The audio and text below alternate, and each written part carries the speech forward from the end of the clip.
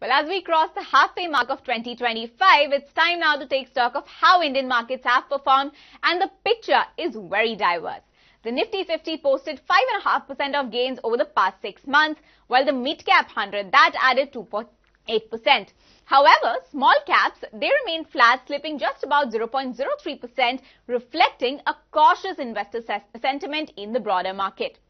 The sectoral story had clear winners and losers. Nifty Defence was the breakout star, soaring nearly 35%, led by the likes of BEL and Bharat Dynamics. Now, financial services, Bank Nifty and metals, they followed, clocking double-digit gains. PSU banks and infra, they also outperformed, each up over 9%. On the flip side, it was a tough ride for IT, which tanked over 12%, with majors like TCS, Infosys and Wipro dragging the index.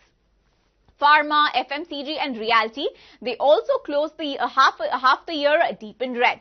Now, in terms of commodities, gold and silver glittered, up almost 25% and 21% respectively. Brent crude, however, fell over 12%, while in crypto, Bitcoin rose 10%, but Ether, that plunged nearly 28% in the first half of 2025.